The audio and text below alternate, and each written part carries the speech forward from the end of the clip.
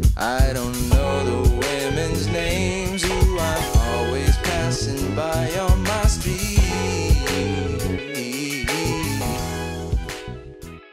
Hello, ladies and gentlemen of the jury. It is I, Emily Sophia, here to break down for you guys the latest episode of Better Call Saul. Is it seriously the 4th episode already?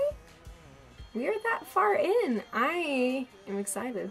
I am loving this, so spoiler alert before I dive into the mad thick of things, as I will be bearing all in this review. And without further ado, let us get right to it. So, thinking about this episode, I came hot off the presses, just watched it, which is kind of the way that I do these reviews. I sort of process everything on screen, which, you know, I don't know how effective it is, but I like to keep my emotions fresh for you all and present those to you. But I did have an epiphany about the entire construction of the episode and the way that it sort of came full circle, what with our beginning with pre-Saul Goodman, and then what's ironic is the way that Jimmy McGill adapts his old tricks of the trade to this new set of circumstances. I mean, he is really moving right on up. He is taking his old ways as a con man to brand new heights, quite physically and literally.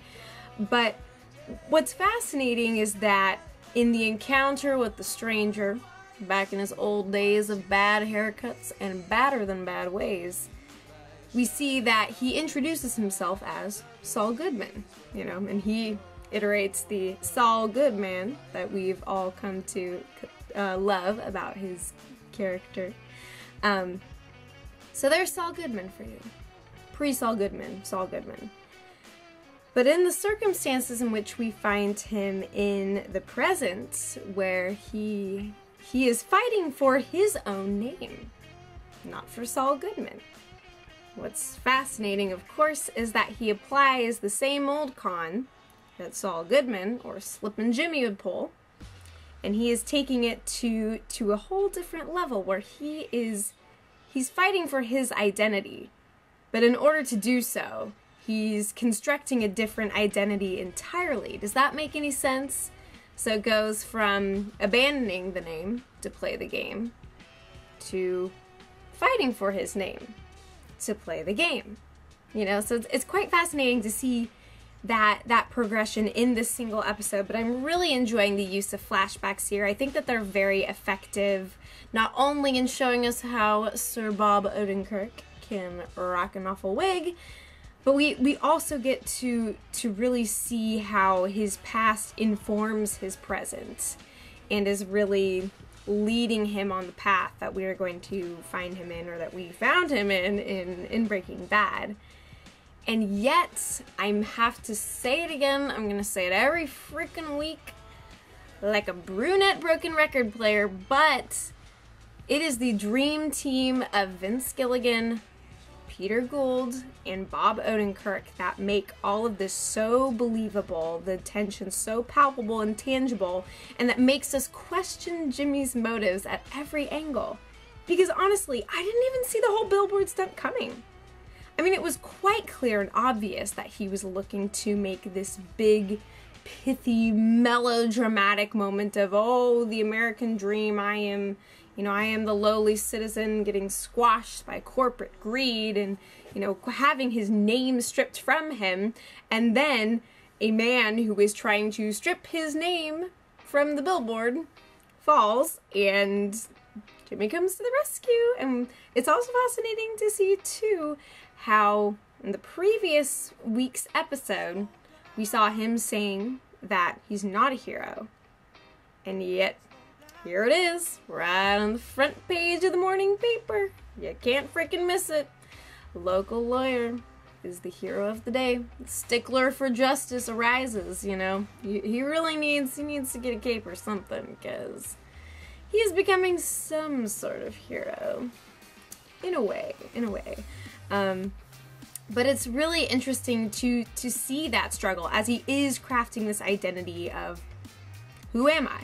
who am I now that I'm the guy who's got 7 new voicemails and his little office in the back of the spa? Like, what is all of this going to mean? I really love the scene at the end, and I know that I'm jumping all over the place with this episode, but since that scene is fresh in my mind, it's fascinating too to see how he has to rehearse before he can even go and converse with his brother.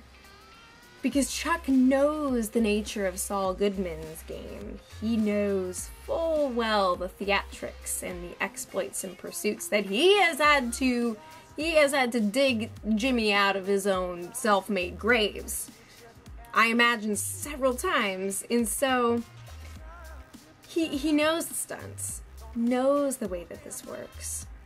And so how can he root for his little brother? He's finally getting legitimate work through illegitimate means. And this is the hallmark and calling card of the Saul Goodman that we will see in the seasons to come. And already the foundation is being laid, but we still yet see this very sympathetic and even empathetic Jimmy McGill. We sympathize with him when he is fighting for his name, even though we know the dirty business that he's conducting. What with making for himself the perfect replica suit, which, you know, I thought he was just enjoying his tax return, you know what I'm saying, and getting himself a nice suit, you know, get the Emperor's New Groove going on.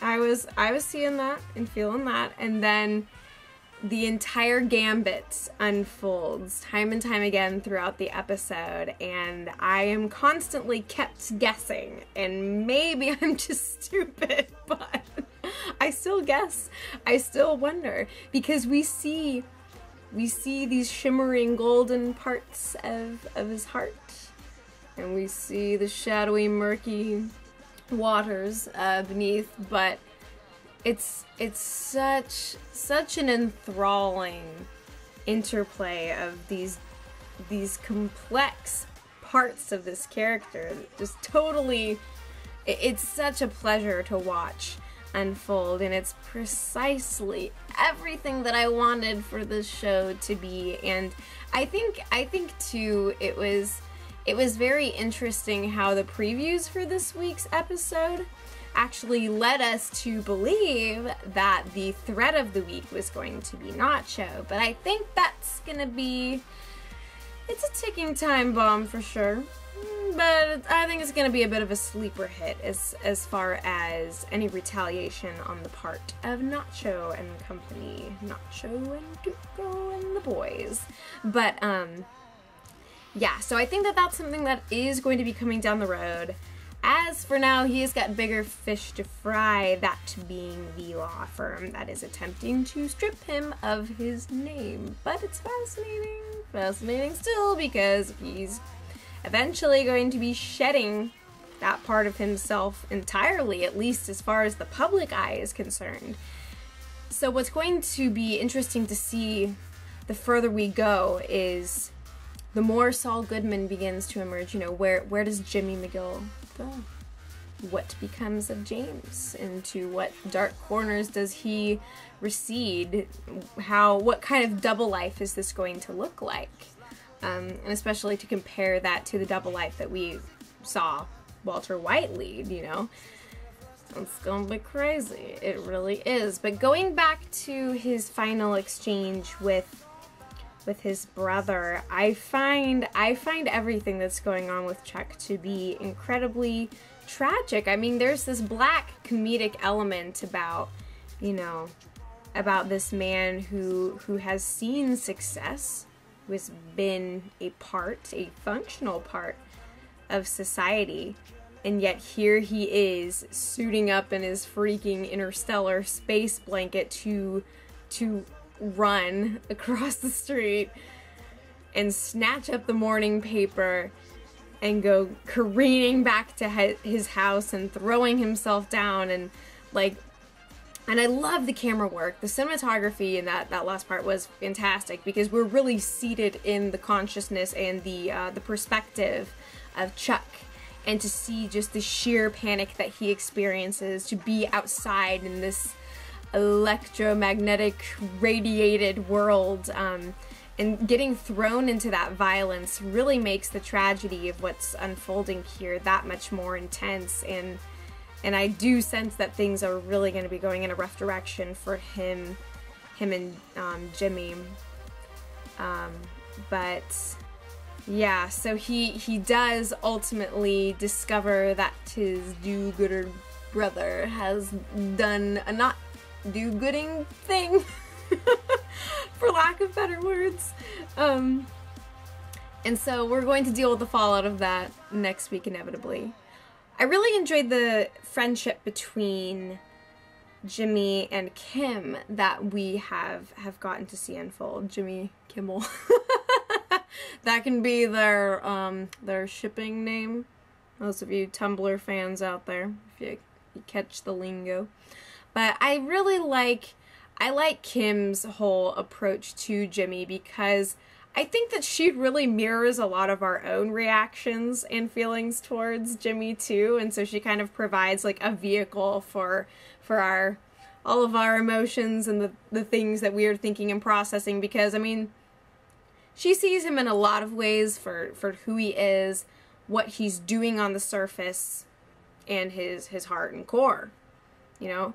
And we see that in the scene where they're chilling out on the massage chairs and trying to break down the whole billboard situation, and he is so adamantly not only trying to get Kim to get on his side with what's transpired in the way that he has invested his ill-gotten tax return, but he also emphasizes that the place in which Kim works at this firm, that nobody truly respects her or cares for her there, and so why should she vie for these people that aren't invested in who she is? And so they kind of have this identity that is together, and they're sort of for one another. And you know, Kim's even calling him up and asking him out on a movie date to go see The Thing. Like, how fun would they be to hang out with? I feel like they'd be the life of the party. I could see it.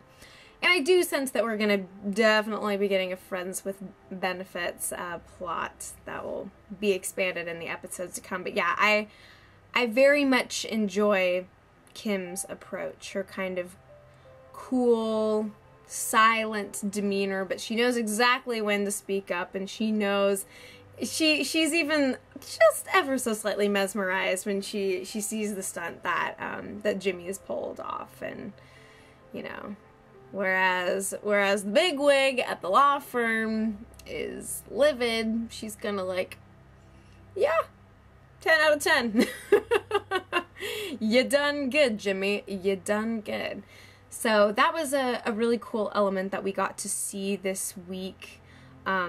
Again, super enjoying getting to delve into the past of Jimmy and to see how who he was is very much informing and directing who he's becoming.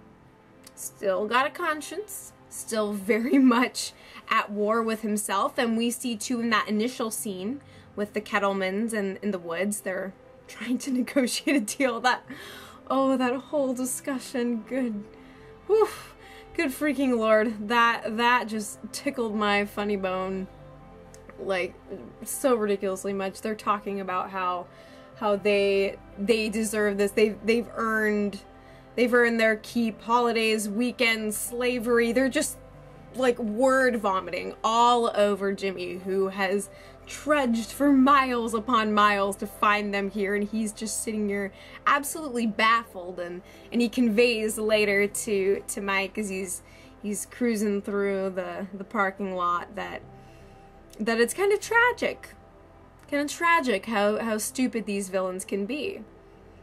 And I think that becomes a point of profitability for him later on when he becomes the criminal lawyer.